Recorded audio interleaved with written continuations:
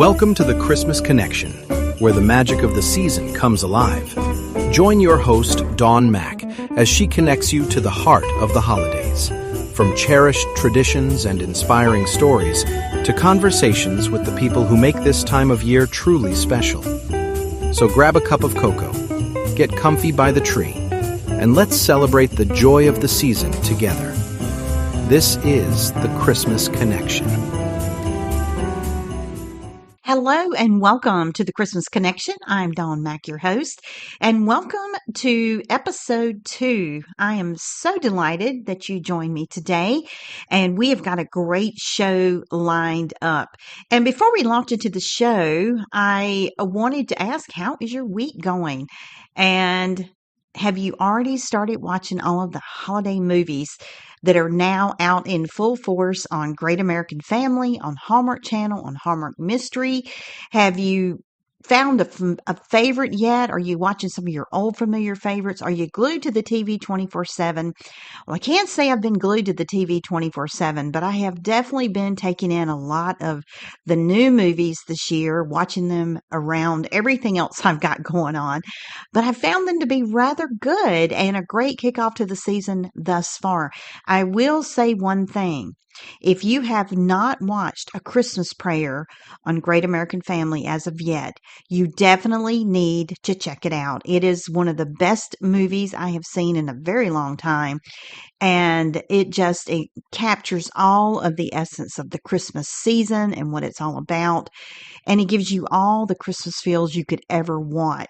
So if you get a chance, check it out. It's running all season long on Great American Family, and you can go to their website, greatamericanfamily.com, to check out their schedule of all of their holiday programming. And also they have G Plus now, which is where you can go and stream all their movies for free. Not for free, rather, but uninterrupted, no commercials, commercial free, I should say.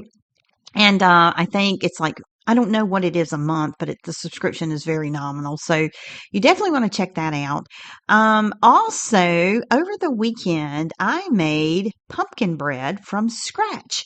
Yes, I did that. And I have to tell you, the recipe that I used was chef's kiss. It was unbelievably good and very easy too, by the way.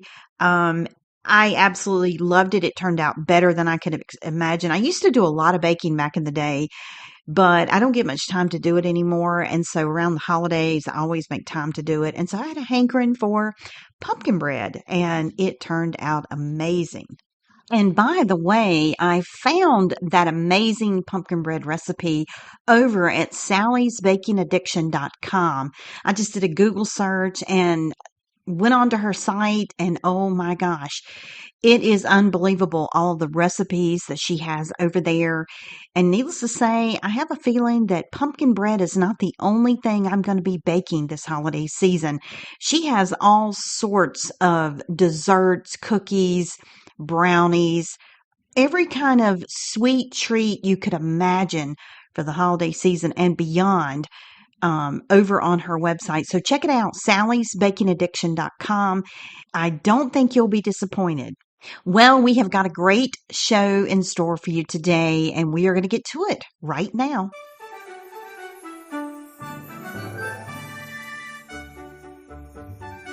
There's something special about the first ornament that goes on the tree, isn't there? Maybe it's one you've had for years, the one that's a little chipped, a little worn, but full of memories. Or maybe it's a brand new one that marks a fresh start, a marriage, a move, a new baby, or a new beginning after a difficult year. No matter what it looks like, that very first ornament always seems to carry more than just sparkle and shine. It carries a story and a little bit of magic. Today on the Christmas Connection, we're talking about the magic of the first ornament. Did you know the tradition of decorating Christmas trees dates back hundreds of years? It started in Germany in the 1500s when families would hang apples, nuts, and handmade paper flowers on evergreen trees to celebrate the season. By the mid-1800s, artisans in the small German village of Lusha began blowing delicate glass ornaments, what they called baubles. Each one was unique, shimmering under candlelight. It was just absolutely exquisite. And when an American store owner named F.W. Woolworth, remember him, know that name, discovered these ornaments, he brought them to the U.S., and before long, glass ornaments were hanging on Christmas trees in homes everywhere. Now, do you own any glass ornaments? I used to own glass ornaments, and over time I gave them to my children and, passed them on for all entirety. But nonetheless, every time I would pull one out of the box, I was always so careful, always paranoid that I was going to drop one and it was going to shatter all over the floor. And luckily that never happened because I always tried to handle them with extreme care, would never let my kids, hold them or anything for the obvious reasons. But, those glass ornaments hanging on a Christmas tree are some of the most beautiful, shimmering, glistening ornaments that you can have on the tree. And when the light hits them, it's just magical.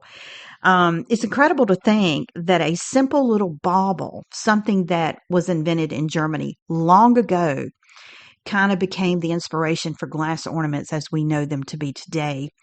Glass ornaments are so fragile and beautiful. And unbeknownst to anyone at that time, over time, it became a tradition that connects us all these centuries later. Now, for many of us, the first ornament isn't just history, it's personal. For me, I still remember mine. It was a tiny red little mitten with my name stitched across it in silver thread. I must have been about 5 years old. My mom handed it to me. She said, "Here, Dawn, you can hang this one." And I remember that feeling like I'd just been invited into the magic. From that moment on, I wasn't just watching Christmas happen, I was part of it.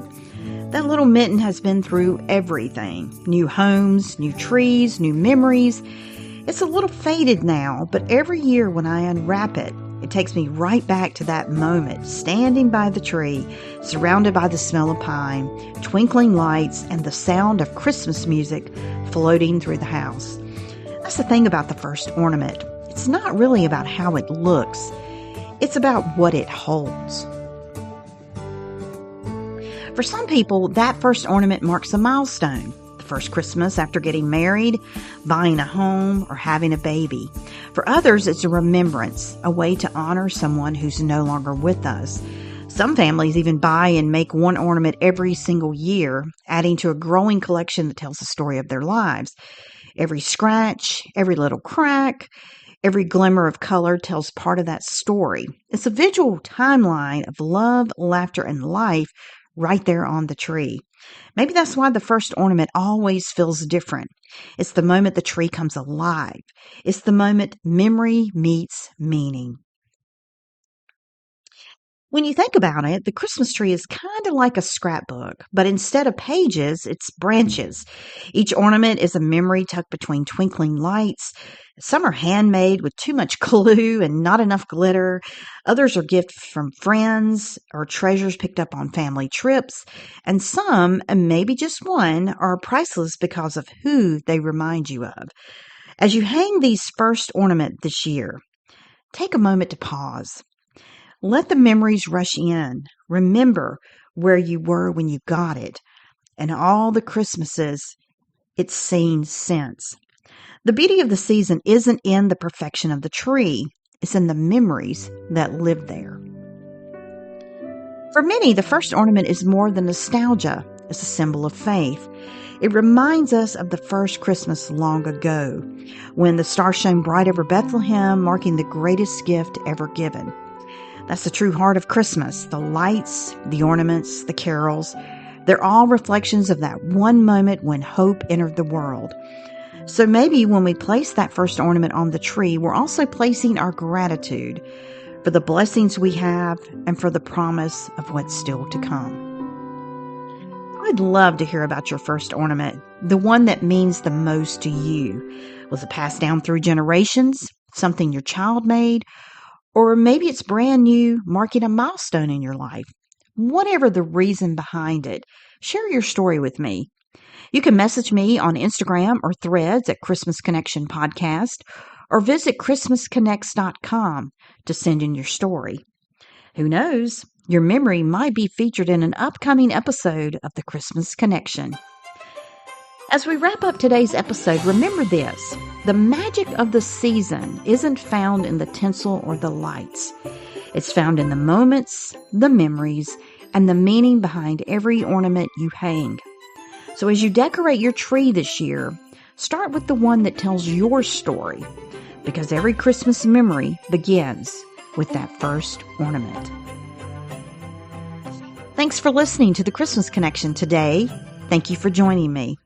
Until next time, keep shining, keep believing, and keep celebrating the joy that connects us all.